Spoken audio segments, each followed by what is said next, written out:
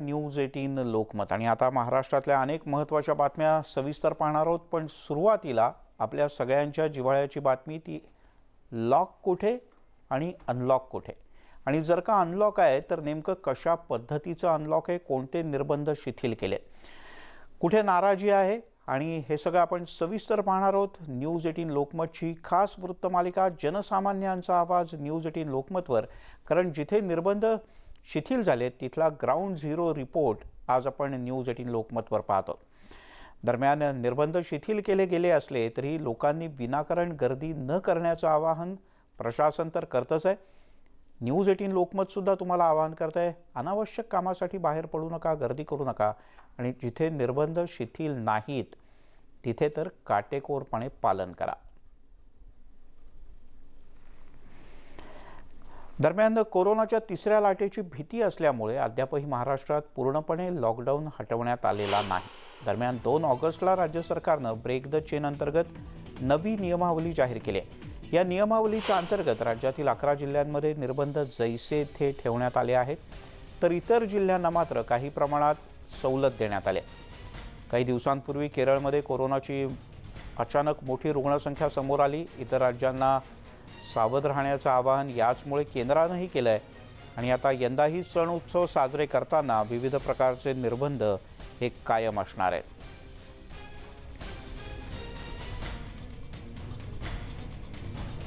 त्यामुळे जिथे निर्बंध नाहीत तिथे विविध प्रकारच्या सवलती देण्यात आलेल्या आहेत. उदाहरणार्थ मॉल, दुकानं यांना अतिरिक्त वेळ देण्यात आलेली आहे. अत्यावश्यक सेवेच्या व्यतिरिक्तही दुकानं उघडायला परवानगी देण्यात आली आहे. पण यात असे 11 जिल्हे आहेत जिथले निर्बंध कायम आहेत. मुंबईतून आपल्यासोबत जोडले गेलेत आपल्या प्रतिनिधी सुष्मिता बदाणे. सुष्मिता, मुंबईतले निर्बंध तर बऱ्याचपैकी शिथिल झाले, फक्त लोकल प्रवास काही अजून मुंबईकरांच्या नशिबी नाही.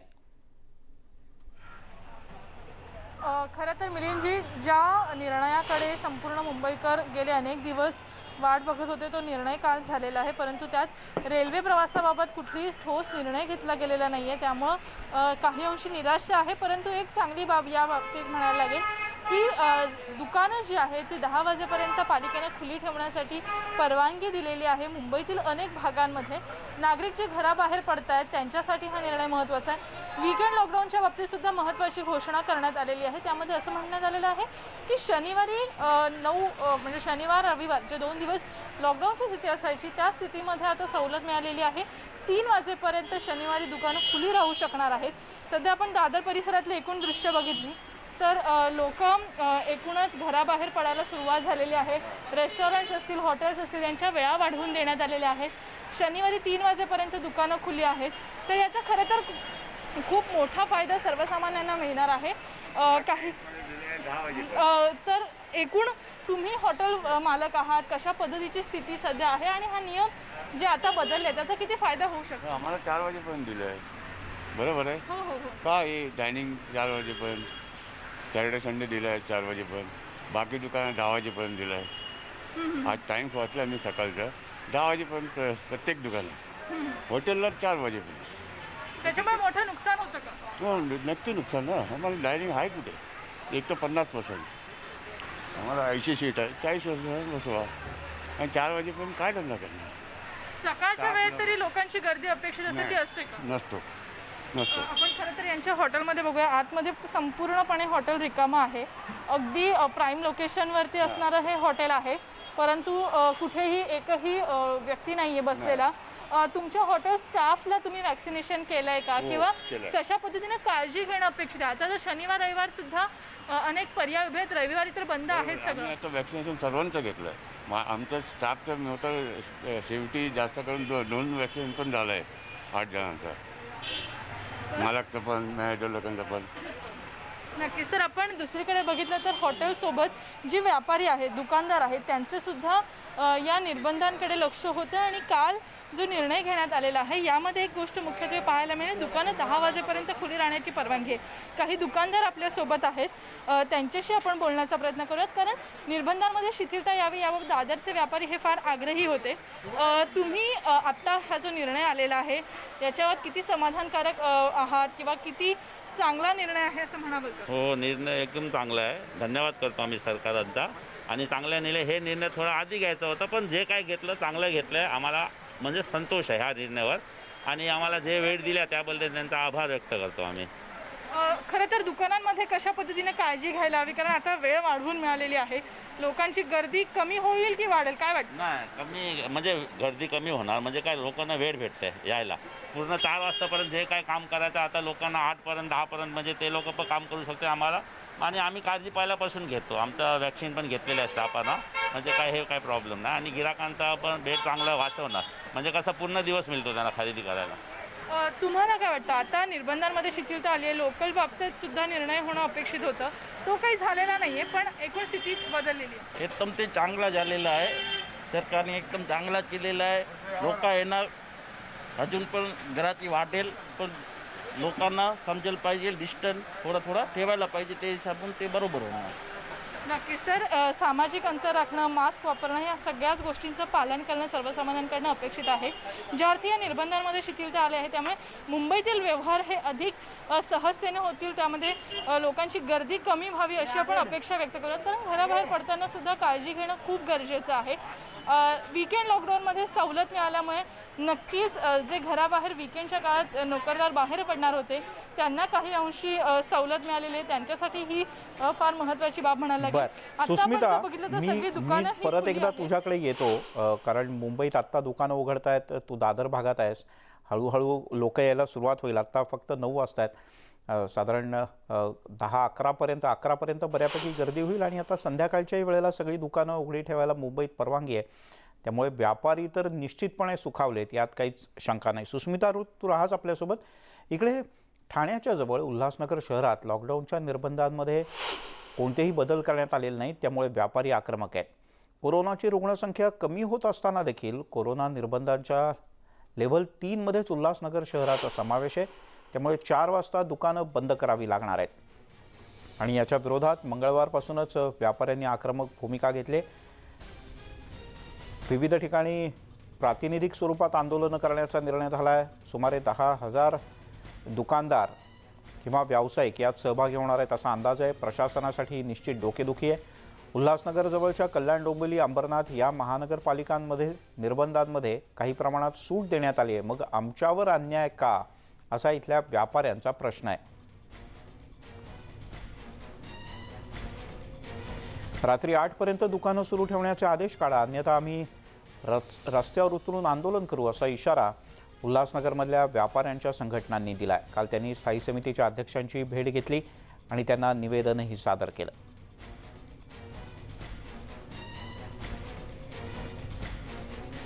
त्यामुळे ठाणे जिल्ह्यातल्या काही महानगरपालिकांच्या करता वेगळा न्याय आणि काही महानगरपालिकांच्या करता वेगळा न्याय, असं का, असा प्रश्न व्यापारी करतायत.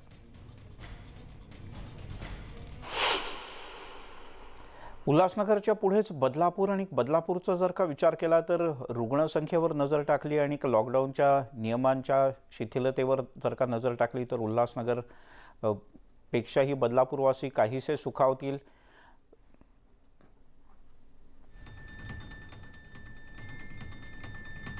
टीव्ही स्क्रीनवर आपले आकडे पाहतो आहोत.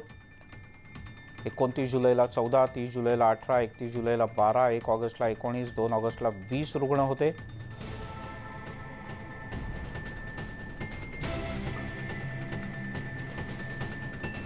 त्यामुळे बदलापुरातली रुग्णसंख्या ही खूपशी नियंत्रणात आहे आणि त्यामुळेच उल्हासनगरमध्ये निर्बंध आहेत, मात्र बदलापूरमधले काही निर्बंध हे शिथिल करण्यात आलेत. त्यामुळे बदलापूरमधले व्यापारी आणि नागरिक काहीसे समाधानी असतील. आणि याच संदर्भात आपण गणेश गायकवाड आपले प्रतिनिधी आहेत आपल्यासोबत पुढच्या काही क्षणात जोडले जातात, त्यांच्याकडनं अधिक माहिती घेण्याचा प्रयत्न करूयात. पण बदलापुरातली रुग्णसंख्या ही घटते आहे. मध्ये काही दिवस तर असे होते की अगदी 5 आणि 7 इतकी रुग्णसंख्या होती,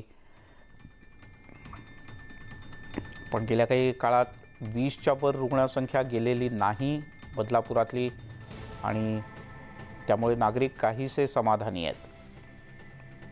अर्थात नियमांचं काटेकोर पालन केलं तर रुग्णसंख्या निश्चित नियंत्रणात राहील. पण बदलापूर, अंबरनाथ, उल्हासनगर या सगळ्यांना अपेक्षा होती ती रेल्वेमध्ये काही सवलत मिळेल याची.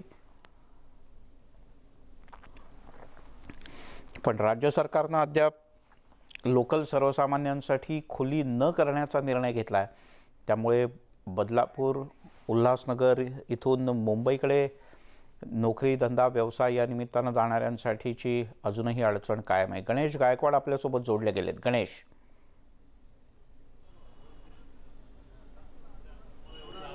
तर अगदी या ठिकाणी ठाणे जिल्ह्यातली जी काही महत्त्वाची शहरं आहेत आणि या शहरांमध्ये रुग्णसंख्या सातत्याने कमी होते. म्हणजे 25चा आकडा देखील गेल्या 2 आठवड्यामध्ये या शहरांनी पार केलेला नाही आहे. मात्र तरी देखील आमच्या इकडे अनलॉक का होत नाही, दुसऱ्या शहरांना वेगळा नाही आणि आम्हाला वेगळा नाही, असा प्रश्न या ठिकाणी उपस्थित केला जातो. मात्र सगळ्यात महत्त्वाचा मुद्दा जी लोकल ट्रेन जी आहे, लोकल ट्रेन अजूनही सर्वसामान्य नागरिकांना सुरू करण्यात आलेली नाही आहे. मागच्या आठवड्यातच राज्य सरकारनं किंवा आरोग्यमंत्र्यांनी संकेत दिले होते की बाबा 2 डोस घेतलेल्या नागरिकांना लोकल सेवा सुरू केली जाईल. मात्र या सगळ्या अडचणीतून जाणारे काही प्रवासी आहेत जे रेल्वेवर अवलंबून होते, मात्र आता दुसऱ्या ह्याच्याने प्रवास करतायत. रेल्वे सुरू नसल्या कारणानं काय अडचणींना सामोरं जावं? रेल्वे सुरू झाल्या नसल्यामुळे आम्हाला कुठे जाता येत नाही आणि कोणताही प्रवास येत नाही. कुठे दवाखान्यात जायचं असलं तरी पण आम्हाला भेटत नाही. आजारी माणूस असतात तरी पण बघायला भेटत नाही. त्याच्यामुळे लवकरात लवकर तुम्ही लोकल सुरू करावी. आता कुठे चाललात तुम्ही? आता मी दुकानात, आता मी स्टेशनला कामाला चाललेलं आहे. सर, तुम्ही काय सांगाल, लोकल अजून सुरू नसल्यानं काय अडचणींना सामोरं जावं लागतंय? आता असं आहे ना की ती परिस्थिती फार बिकट आहे. दुसरी गोष्ट, मधल्या ट्रेन कमी केलेल्या आहेत आणि ट्रेन कमी केल्यामुळे पब्लिक वाढलेली, त्यामुळे गर्दी होते आणि त्यामुळं अडचणीला सामोरं जावं लागतं. लवकर उतरायला भेटत नाही, चढायला भेटत नाही आणि त्याच्यामुळं काही काही वेळा वस्तू पण आमच्या ट्रेनमध्ये राहतात. तुम्हाला काय अजून लोकल सुरू नाही झालंय, तुम्ही कसं प्रवास करताय? तर तुम्ही काय सांगाल, लोकल ट्रेन अजूनही तुम्हाला सुरू झालेलं नाही आहेत, कोणत्या अडचणींना तुम्हाला सामोरं जावं लागतं? आम्हाला ट्रेनचा प्रवास करायला भेटत नाही, त्यामुळे आम्हाला कामाला जाता येत नाही. आम्ही गव्हर्नमेंट सर्वंट असल्यामुळे आमचे तर भरपूरच हाल होत चाललेले आहेत. कामावर पोचणं, कमी पगार आणि कमी कॉन्ट्रॅक्टमध्ये काम करणं आणि रिक्षाभिक्षांनी जाणं जास्त त्रासदायक पण आणि पैशाचं पण जास्त जातात. सगळ्यांची एकच अडचण आहे की लोकल ट्रेन ही लवकरात लवकर आम्हाला सुरू करावी, कारण इतर जी वाहतुकीची साधनं आहेत ती परवडणारी नाही आहेत आणि वृद्धांना तर याच्यातमध्ये सगळ्यात जास्त त्रास होतो. त्यांनी सांगितलं की आम्हाला मुंबईला जर उपचारासाठी एखाद्या रुग्णालयात जायचं असेल तर तो ॲम्ब्युलन्सचा खर्च किंवा इतर वाहतुकीचा खर्च हा परवडणारा नाही आहे. त्यामुळे लोकल सेवा ही लवकरात लवकर सर्वसामान्य नागरिकांना सुरू करावी आणि बदलापूर शहरामध्ये जरी देखील रुग्णसंख्या कमी होत असली तरी इथले निर्बंध अजून काही शिथिल झालेले नाही आहेत. मिलिंद सर, बरं, व्यापाऱ्यांचं काय म्हणणं आहे? जसं उल्हासनगरमध्ये आपण बघितलं गणेश की व्यापाऱ्यांनी काहीशी आक्रमक भूमिका घेतली आहे. ठाण्यामध्ये मात्र थोडीशी शिथिलता आज औपचारिकपणे जाहीर होईल निर्बंधांमध्ये. तर बदलापूर, उल्हासनगरप्रमाणे बदलापूरमधल्या व्यापाऱ्यांचं काय म्हणणं आहे? सर, उल्हासनगर असेल, अंबरनाथ किंवा बदलापूर ही 3 जी शहरं आहेत ही व्यापारी शहरं आहेत आणि मोठ्या प्रमाणात उल्हासनगर शहर ही तर ठाणे जिल्ह्याची सगळ्यात मोठी बाजारपेठ आहे. सुईपासून अगदी सगळ्यात मोठी वस्तू या ठिकाणी स्वस्तात मिळते. त्यामुळे ठाणेच नाही तर जिल्ह्याच्या रायगड भागातून किंवा ठाणे जिल्ह्यातून विविध लोक या ठिकाणी उल्हासनगरमध्ये येत असतात. मात्र व्यापाऱ्यांचं इथं एकच म्हणणं आहे की आता आमच्या शहरातील रुग्णसंख्या ही कमी होत आहे, त्याच्यामुळे आम्हाला जी 4पर्यंतची जी वेळ आहे ती 8पर्यंत, सायंकाळी 8पर्यंत करून देण्यात यावी. त्याचबरोबर सकाळी 7 ते सायंकाळी 4 वाजेपर्यंत ही जी वेळ दिलेली आहे ही अत्यंत चुकीची वेळ आहे. आम्हाला दुकान उघडण्यासाठी 9 ते पुढे संध्याकाळी 8 किंवा 9 वाजेपर्यंत परवानगी द्यावी. कारण सकाळी 7ला दुकानं जर उघडली तर त्याच वेळेस काही ग्राहक आमच्याकडे येत नाही. ग्राहकांचा जो ओढा असतो किंवा ग्राहकांची जी वर्दळ असते ती 9 नंतर सुरू होते. त्याच्यामुळे ही जी वेळ आहे ही चुकीची वेळ आहे असं अंबरनाथ, बदलापूर, उल्हासनगर या तिन्ही शहरातील व्यापाऱ्यांचं म्हणणं आहे. काल तर उल्हासनगर शहरातील जे व्यापारी आहेत, जवळजवळ असंख्य व्यापारी या ठिकाणी स्थायी समितीचे जे सभापती आहेत त्यांच्या दालनामध्ये त्यांनी बैठक घेतली आणि आजपासून त्यांनी आता आंदोलन करण्याचा इशारा दिलेला आहे. काळ्या फिती त्याचबरोबर बॅनरच्या माध्यमातून हे आंदोलन केलं जाणार आहे. आणि मिलिंद सर, सगळ्यात महत्त्वाची गोष्ट म्हणजे 10,000पेक्षा अधिक दुकानदार या आंदोलनामध्ये सहभागी होणार आहेत. आणि जोपर्यंत राज्य सरकार हे निर्बंध शिथिल करणार नाही किंवा 8पर्यंत आम्हाला वेळ देणार नाही, हे आंदोलन असंच सुरू राहणार आहे. आणि या आंदोलनामध्ये अजून दुकानदार देखील सहभागी होतील आणि जर आमचं म्हणणं ऐकलं गेलं नाही तर उग्र स्वरूपाचं आंदोलन केलं जाईल, अशा प्रकारचा इशारा आता व्यापाऱ्यांनी दिला आहे. सर बर, तुर्तास धन्यवाद गणेश या सगळ्या सविस्तर माहितीबद्दल. वळूयात पुढच्या बातमीकडे. वसई विरारमधून लाखो नागरिक रेल्वेनं प्रवास करत असतात. मात्र कोरोनाच्या प्रादुर्भावामुळे सर्वसामान्यांसाठी लोकल सेवा अद्यापही खुली करणं राज्य सरकारनं ठरवलेलं नाही. सर्वसामान्यांसाठी लोकल सेवा अद्यापही बंद आहे, पण त्यामुळे अनेकांचा प्रवास जगणं हे मुश्किल झालं आहे. अनेकांचे तर रोजगार कधीच गेलेत, ते परत कधी मिळणार, रेल्वेने प्रवास कधी करता येणार याची असंख्य नागरिक वाट पाहत आहेत. काही जणांनी तर आत्महत्यासुद्धा केल्या असा प्रकारचा दावा अनेकदा करण्यात येतो. लवकरात लवकर लोकल सेवा सुरू करावी अशी मागणी आता अधिक जोर धरू लागली. विजय देसाई आपले प्रतिनिधी आपल्यासोबत आहेत. विजय,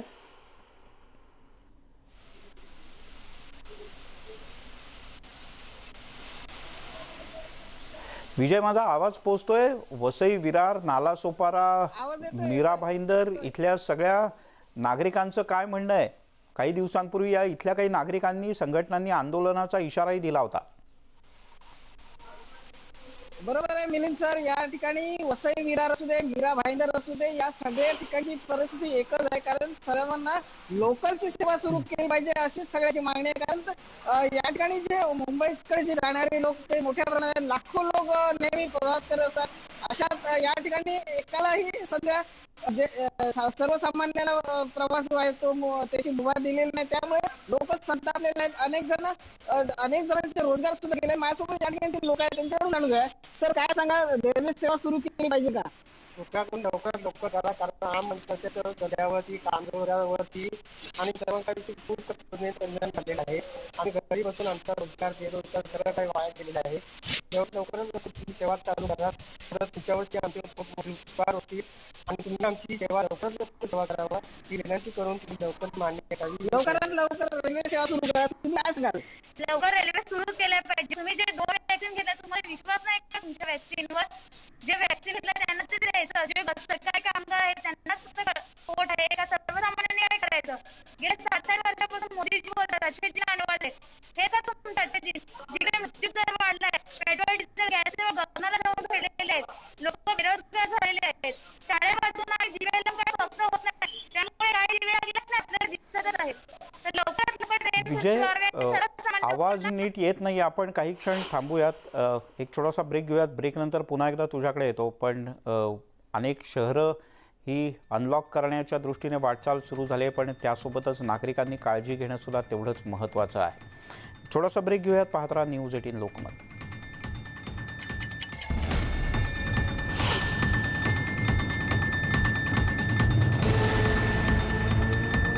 कोरोनाची लाट ओसरत असल्यामुळे 22 जिल्ह्यांमध्ये विविध अटी आणि नियम हे काहीसे शिथिल करण्यात आले. पण पुण्यामध्ये सर्व नियम कायम आहेत जे यापूर्वीच्या लॉकडाऊनमध्ये होते. म्हणजे 3ऱ्या टप्प्यात पुण्याचा समावेश करण्यात आला आहे. त्यामुळे पुण्याचे महापौर मुरलीधर मोहोळ यांनी नाराजी व्यक्त केली. मुंबई आणि पुणे दोन्ही ठिकाणची रुग्णसंख्या कमी होत असताना मुंबईला एक न्याय आणि पुण्याला वेगळा न्याय का, असा प्रश्न त्यांनी उपस्थित केला. तसंच महापौर म्हणून व्यापाऱ्यांच्या सोबत आहोत असं म्हणत आंदोलनाचा अप्रत्यक्ष इशारा सुद्धा महापौरांनी दिला आहे. काय काय मुद्दे आहेत या विषयातले आपण पाहूयात. मुरलीधर मोहोळ यांनी ट्विटही केलंय. मुंबईला वेगळा आणि पुण्याला वेगळा न्याय का? पुणे शहराचा पॉझिटिव्हिटीचा रेट हा 4% आत आहे. लेवल 3चे निर्बंध शिथिल का करण्यात येत नाहीत? मुंबईला एक आणि पुण्याला वेगळा न्याय का? शहरात महिनाभर पॉझिटिव्हिटीचा रेट 5% खालती नोंदवला गेला. या पार्श्वभूमीसोबतच पालकमंत्र्यांसोबत कोरोनाची आढावा बैठकसुद्धा झाली. त्यातही नियम शिथिल करण्याची मागणी करण्यात आली. मी पुन्हा एकदा अशी मागणी करतो, पुण्याचा महापौर म्हणून मी व्यापाऱ्यांच्या पाठीशी असून याबद्दल राज्य सरकारनं न्याय देण्याच्या भूमिकेत राहावं, असंही मुरलीधर मोहोळ यांनी म्हटलंय. वैभव सोनावणे आपले प्रतिनिधी आपल्यासोबत पुण्यातून जोडले गेले आहेत. वैभव, काल व्यापाऱ्यांनी इशारा दिलेला आहे, विविध ठिकाणी आंदोलन करण्याचा. व्यापारी आक्रमक भूमिकेत आहेत. आजही हीच भूमिका कायम आहे का? पालकमंत्री, महापौर कोणी व्यापाऱ्यांची समजूत काढली आहे? मिलिंद, आजही हीच भूमिका कायम आहे. 40,000 व्यापारी जे आहेत पुण्यातले, आज ते वेगवेगळ्या ठिकाणी घंटानाद आंदोलन करणार आहेत. मंडईमध्ये आपण आहोत. वेगवेगळ्या ठिकाणी ही आंदोलनं जी आहेत ती केली जातील. याचं कारण लेवल 3चे निर्बंध हे पुण्यावरती कायम ठेवण्यात आलेत. इतर 22 जिल्ह्यांमध्ये निर्बंध शिथिल करण्यात आलेत, मात्र पुण्यामध्ये ते करण्यात येत नाहीये. 2 बैठका झाल्या दर शुक्रवारच्या, आढावा बैठका, ज्याच्यामध्ये पालकमंत्री अजित पवारांनी सांगितलेलं होतं की सूट देता येऊ शकेल. तसा निर्णय मुंबईला गेल्यावरती घेऊ, मात्र मुंबईच्या बाबतीमध्ये तो निर्णय झाला, पुण्याच्या बाबतीत तो होत नाहीये. त्याच्यामुळे या सगळ्या पार्श्वभूमीवरती व्यापारी जे आहेत ते प्रचंड आक्रमक झालेत. व्यवसायाची वेळ वाढवून मिळत नाही, त्यामुळे मोठं व्यावसायिक नुकसान तर होतंय. मात्र कारण नसताना सरकार का निर्बंध शिथिल करत नाही हा त्यांचा प्रश्न आहे. आपल्यासोबत मंडईमध्ये आपण आहोत, पुण्याच्या महात्मा फुले मंडईत. काही इथले भाजी विक्रेते आहेत, त्यांना विचारूया, तुमची आताची वेळ कितीपर्यंत आहे? त्याची 4 वाजेपर्यंतची वेळ आहे आणि डिपार्टमेंट आल्यानंतर आम्हाला 4:15 पर्यंत दुकान बंद करावीच लागतात. मग शिल्लक राहिलेला माल हा एकतर भाजीपाला एकतर पावसामुळे खराब तरी होतो किंवा दुसऱ्या दिवशी टाकून द्यावा लागतो. तर तुमच्या माध्यमातून आम्ही सरकारला विनंती करतो की आम्हाला वेळ वाढवून द्या, कारण निदान 7-8 वाजेपर्यंत वेळ दिली की लोकांची गर्दीही कमी होईल, मालाचंही नुकसान होणार नाही आणि पुढे आणि तज्ञ सांगतात 3री लाट येणार आहे. पण त्याच्या आधी जर आम्हाला वेळ जर मिळाला तर हे पूर्ण याच्यामध्ये आमचा वेळ सगळा भरून निघेल. मुंबईमध्ये काही नियम शिथिल केलेत, वेळा वाढवून दिल्यात 8 वाजेपर्यंतच्या. पुण्यामध्ये तसं होत नाही. आपली संख्या जी आहे ती 5%पेक्षा कमी आहे पॉझिटिव्हिटीचा रेट. तरी पॉझिटिव्हिटीचा रेट आपल्याकडं, रुग्णांची वाढायची संख्या कमी आहे आपल्याकडं, तरी सुद्धा आपल्याला वेळ जी आहे ती वाढवून दिली नाही पुण्याला, आणि मुंबईला दिली. हो, पण आपल्या पुण्याला वेळ वाढवून द्यायला पाहिजे. शिवाय शनिवार रविवारचा जो लॉकडाऊन आहे तो सुद्धा आता उठवला पाहिजे, कारण आता कोरोनाचा प्रादुर्भाव हा कमी झालेला आहे. लोकांनी लसीकरण, मंडईमध्ये सुद्धा मोठ्या प्रमाणावरती लसीकरण झालेलं आहे. कोविशिल्डचे 2-2 डोस घेतलेले. सगळे व्यापारी काळजी घेऊन व्यापार करतात. डोस झालेत का? 2 हो, डोस घेतलेला आहे. 1 डोस घेतलेला आहे, 1 डोस राहिलेला आहे आता आमचा. प्रत्येकाने आमच्या इथं अशी मोहीम केली की प्रत्येकाला लसीकरण हे व्यापाराला आम्ही करून घेतलेले आहे. प्रत्येक व्यापाराला 1 तरी डोस झालेला आहे. हा सगळ्यात महत्वाचा मुद्दा आहे मिलिंद. ज्यांचं लसीकरण झालंय त्यांना सुद्धा या निर्बंधांमुळे थांबावं लागतंय. अनेक व्यापारी जे आहेत त्यांची हीच मागणी आहे मंडईमधल्या, की मंडईमध्ये शहरातल्या सगळ्या व्यापाऱ्यांची ही मागणी आहे, वेळ जी आहे ती वाढवून दिली पाहिजे. 4 वाजेची वेळ ही काही व्यवसायाच्या मर्यादेची वेळ नाही आहे. यांना विचारूया आपण, तुमची वेळ 4 वाजेपर्यंतची आहे. मुंबईमध्ये नियम शिथिल केले, पुण्यामध्ये मात्र केलेले नाहीत, वेळ वाढवून दिली नाही. मुंबईत 8 वाजेपर्यंत वेळ वाढवून दिली.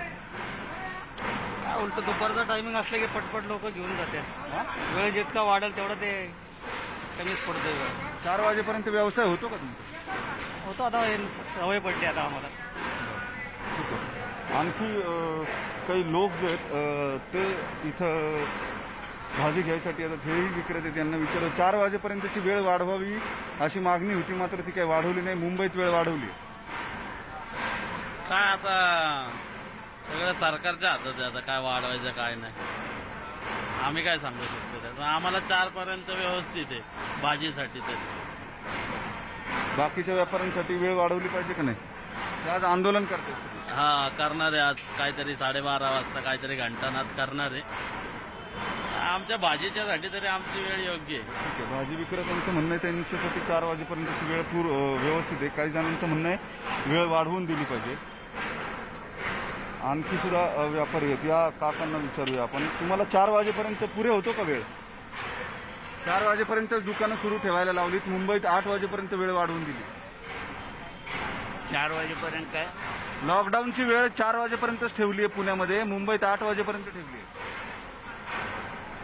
काय 4 वाजेपर्यंत नाही, 2 वाजेपर्यंत असते तर चाललं असतं, कारण 4 वाजेपर्यंत काय सगळं सामसूम गिरायक होतं. आणि बाकीचे जे व्यापारी आहेत त्यांची सगळ्यांचंच ते.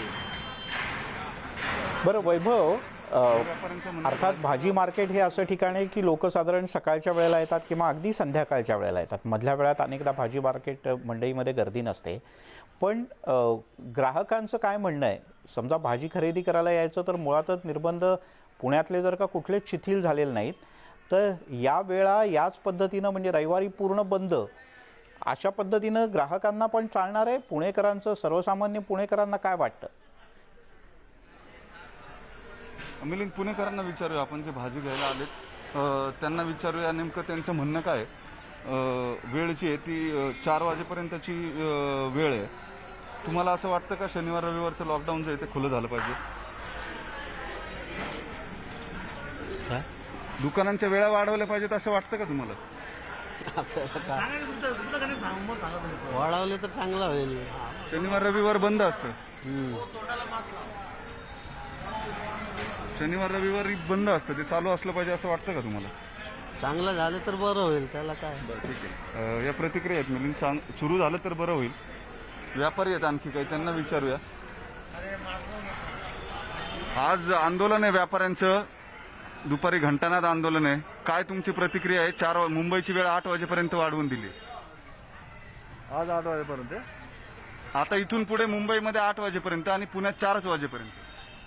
पुण्यामध्ये सुद्धा 8 वाजेपर्यंत यायला पाहिजे. कारण काय, आता संसर्ग ते पण कमी झालेले आहेत, यायला काहीच हरकत नाही सरकारचं. मुंबईला एक न्याय लावलाय, पुण्याला एक न्याय. हा, हे चुकीचं आहे ना.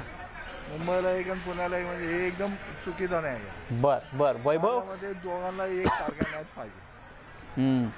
नाही, खरं आहे वैभव. जर का दोन्ही ठिकाणचा पॉझिटिव्हिटीचा रेट जर का सारखाच असेल तर 2 वेगळ्या शहरांना वेगवेगळा न्याय का, असा प्रश्न विचारला जाणं स्वाभाविक आहे. पुण्यातून वैभव आपण थेट नागपूरला जाऊया. तुषार कोहळे आपल्यासोबत आहेत. नागपूरमध्ये निर्बंधांमध्ये काहीशी शिथिलता आणण्यात आली आणि त्या नवीन नियमावलीनुसार नागपुरात दुकानं रात्री 8 वाजेपर्यंत खुली राहू शकतात.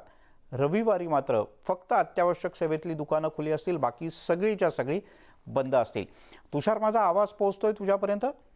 या नवीन नियमावलीबद्दल किंवा जी थोडीशी शिथिलता देण्यात आली आहे, काय म्हणणं आहे लोकांचं? मिलिंद सर, जर का बघायचं झालं तर ज्या प्रकारचे नवीन नियमावली आले त्यामध्ये आधीपासून व्यापारी असो किंवा नागरिकांचं असं म्हणणं होतं की नागपूरचा जो संक्रमण दर आहे हा 1% खाली आहे. त्यामुळे कुठेतरी नियमामध्ये शिथिलता द्यावी, कारण की ज्या पहिल्या श्रेणीमध्ये 4 जूनच्या आदेशानुसार नागपूर शहराला ठेवलं होतं त्याच पहिल्या श्रेणीमध्ये ठेवायला पाहिजे. मात्र नागपूर शहराला 3ऱ्या श्रेणीचे नियम लागू आहेत. सध्या मी नागपूरच्या मेट्रो स्टेशनवर आहे. जर का तुम्ही बघितलं ना तर मेट्रोवर देखील या नियमाचा मोठा प्रभाव पडताना पाहायला मिळतो आहे.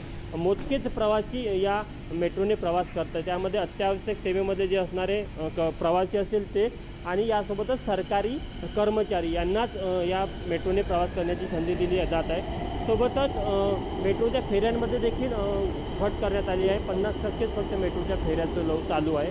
महत्त्वाचा विषय हा आहे की व्यापाऱ्यांनी सातत्याने मागच्या 1 आठवड्यापासून वेगवेगळी आंदोलनं केली आणि कुठेतरी त्यांना अशी अपेक्षा होती की जास्तीत जास्त नियमामध्ये ढील मिळेल. मात्र ज्या प्रकारे काल राज्य सरकारचा आदेश आला की दुकानं तर 8 वाजेपर्यंत सुरू राहील, मात्र हॉटेल रेस्टॉरंट यांना 4 वाजेपर्यंतच नियम लागू करण्यात आलेले आहे. त्यामुळे हॉटेल इंडस्ट्रीकडनं या संपूर्ण नियमासंदर्भात तीव्र नाराजी व्यक्त केली जात आहे.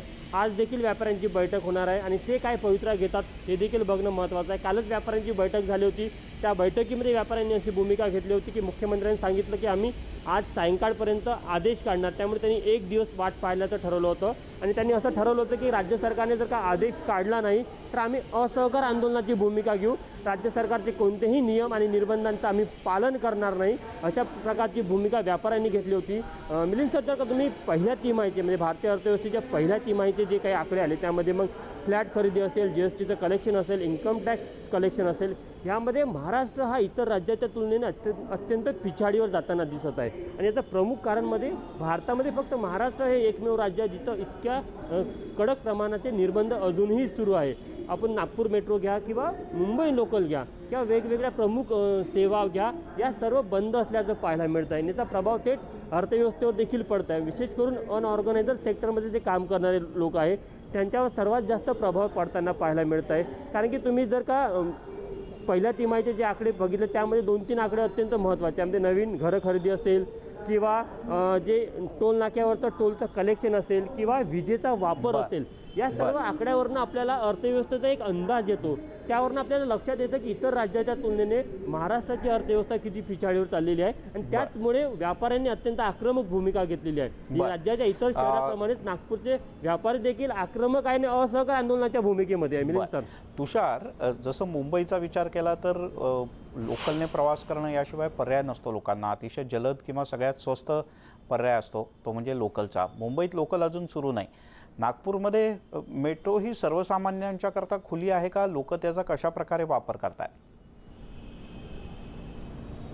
सध्या जर का सर नागपूर मेट्रोबद्दल विचार करायचा झाला तर फक्त आता सध्या सरकारी कर्मचारी आणि अत्यावश्यक सेवेमध्ये जे कर्मचारी आहेत त्यांनाच फक्त नागपूर मेट्रोने प्रवास करण्याची मुभा आहे. मात्र आज पालिका आयुक्त किंवा जिल्हाधिकारी काय आदेश काढतात याकडे सर्वांचं लक्ष आहे. कारण की काल ज्या प्रकारे गाईडलाईन्स राज्य सरकारने जाहीर केली त्यामुळे कुठेतरी नागरिकांना असं अपेक्षा आहे की दिलासा मिळेल आणि मेट्रोने देखील प्रवास करण्याची संधी मिळेल. कारण की विशेष करून मेट्रोने प्रवास करणं इतकं स्वस्त पडतं. जिथे सामान्य नागरिकांना प्रवास करायला 40 रुपये लागतात तिथे मेट्रोने फक्त त्यांचा प्रवास 10 रुपयामध्ये होतो. हा देखील एक मोठा फरक प्रवाशांच्या खिशावर पाहायला मिळतो प्रवासामध्ये मेट्रोने जर केला तर.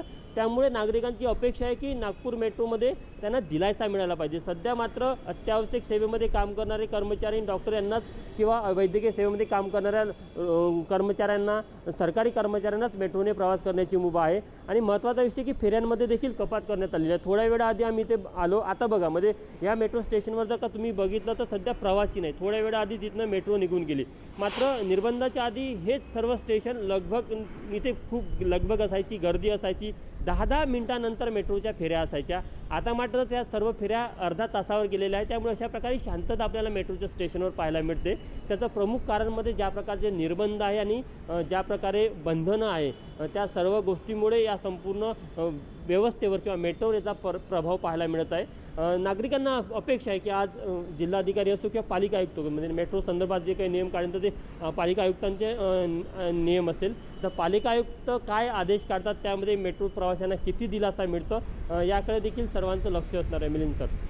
बरं तुषार, तूर्तास धन्यवाद या सगळ्या सविस्तर माहितीबद्दल. अपेक्षा करूयात की नागपूरकरांना मेट्रोनं प्रवास करण्याची संधी मिळेल आणि कदाचित मुंबईकरांना सुद्धा, जी तूर्तास नाही आहे. एक छोटासा ब्रेक घेऊयात. ब्रेकनंतर अन्य काही महत्त्वाच्या बातम्या, सर्व प्रकारच्या ताज्या अपडेटसाठी news18lokmat.com या आमच्या वेबसाईटला लॉग ऑन करा. फेसबुक आणि ट्विटरवर आम्हाला फॉलो करा.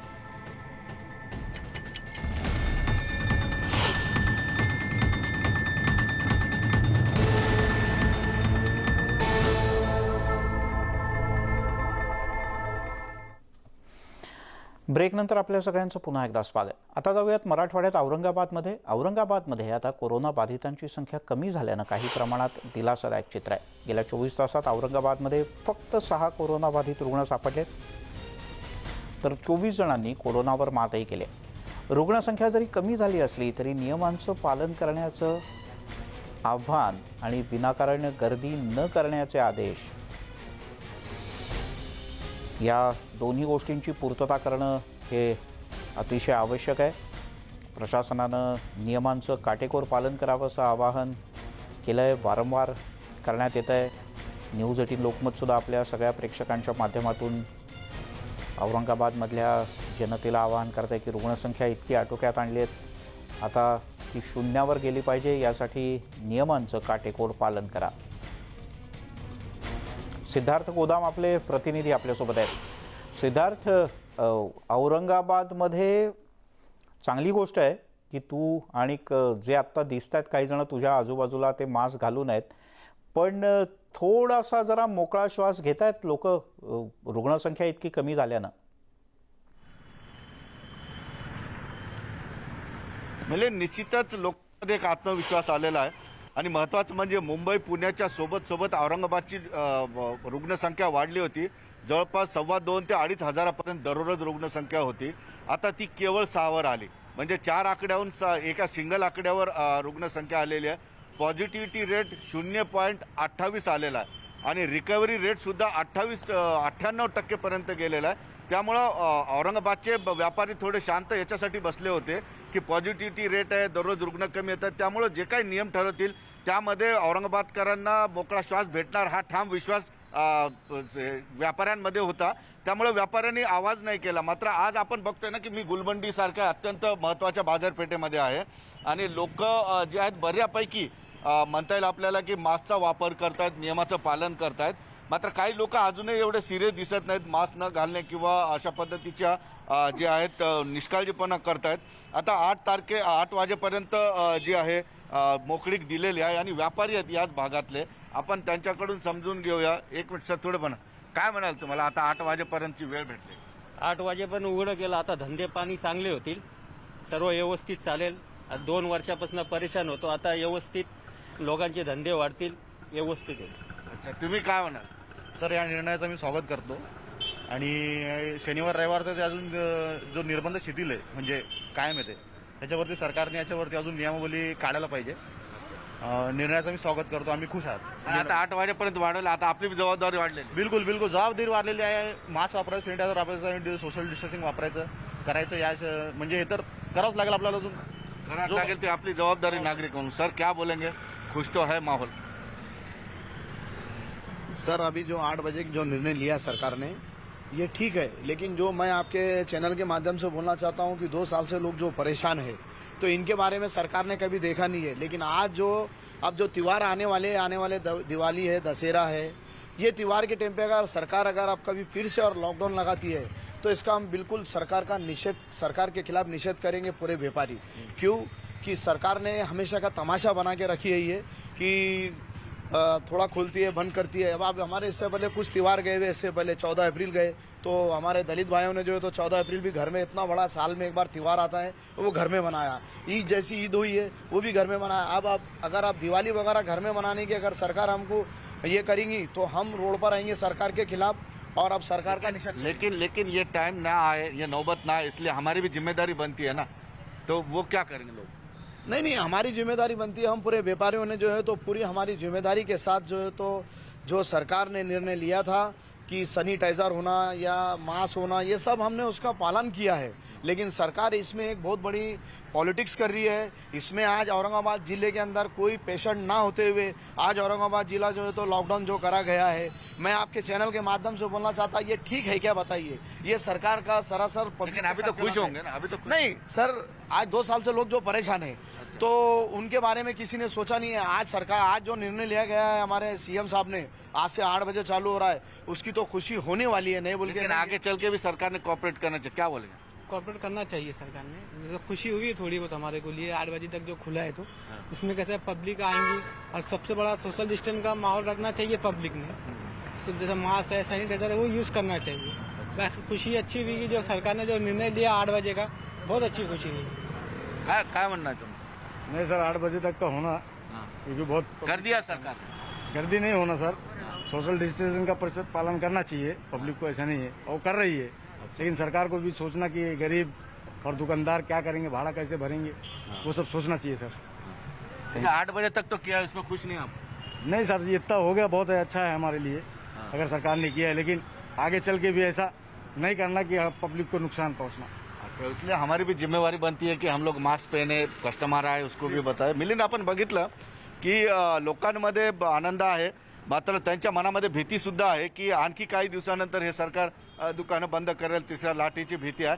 मात्र यासाठी आपली पण जबाबदारी. व्यापाऱ्यांनी आता जरी खुश असले तरी खूप मोठ्या प्रमाणात लोक बाहेर येतील, तर त्या लोकांना मास्कशिवाय आपल्या दुकानात परवानगी न देणे, सॅनिटायझरची सुविधा करणे, या सगळ्या गोष्टीची जबाबदारी व्यापाऱ्यांवर आहे. फक्त खुश होऊन चालणार नाही, तर व्यापाऱ्यांची जबाबदारी आता वाढलेली आहे. मिलिंद, सिद्धार्थ, दोन्हीकडनं जबाबदारी आहे. म्हणजे व्यापाऱ्यांची जबाबदारी तर आहेच, पण नागरिकांची सुद्धा जबाबदारी आहे. पण त्यातल्या त्यात व्यापाऱ्यांनी एका गोष्टीकरता समाधानी असलं पाहिजे की अगदी जी 12-11 पर्यंतची वेळ होती ती आता 2-4 पर्यंत म्हणजे हळूहळू वाढते. याचाच अर्थ असा की पॉझिटिव्हिटीचा रेट जर का असाच कमी राहिला किंवा याहीपेक्षा खालती गेला तर निर्बंध नक्कीच शिथिल होऊ शकतात.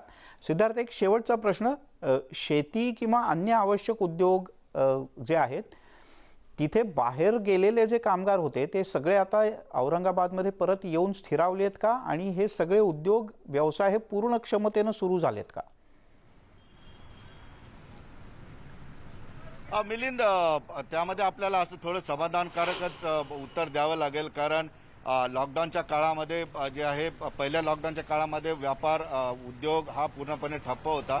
मात्र दुसऱ्या लॉकडाऊनमध्ये जो आहे ती शिथिलता दिली गेलेली आहे. उद्योगांमध्ये उत्पादन 50%, 25%, 30% अशा मर्यादेमध्ये सतत सुरू होतं. मात्र आता जे आहे पूर्ण उद्योग सुरू झालेले नाही. मात्र 50%च्या आत जे काही उद्योग सुरू होते त्यामध्ये ग्रामीण भागातले आपल्याला म्हणता येईल की 50% लोक गावाकडे गेले होते, 50% लोकांना काम होतं. मात्र आणखी जे आहेत उद्योग पूर्ण क्षमतेने आणखी सुरू झालेले नाही आहेत. आता येणाऱ्या काळामध्ये आता पॉझिटिव्हिटी रेट जवळपास 98%, रिकव्हरी रेट 98% झालेला आहे आणि पॉझिटिव्हिटी रेट 0.20 म्हणजे 28 आहे.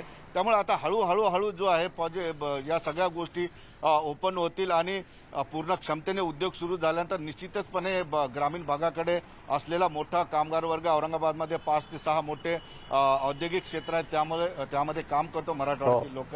मात्र आता काही लोक घराकडे गेलेली आहेत आणि त्या ठिकाणी ते स्थिरावलेले आहेत. काही ना काही उपाययोजना असतील, काहीतरी पर्याय त्यांनी शोधून काढलेले आणि त्यांनी त्या ठिकाणी राहणं पसंत केलेलं आहे. फक्त औरंगाबादच नाही तर औरंगाबादमध्ये अनेक लोक मुंबई पुण्याहून सुद्धा परत आलेले आहेत, त्यांना त्या ठिकाणचं काम कमी झालेलं आहे. मात्र आता निश्चितपणे आपल्याला हेच म्हणता येईल की तिसऱ्या लाटेसाठी सरकार कसल्याही पद्धतीची जी आहे रिस्क घ्यायला तयार नाही.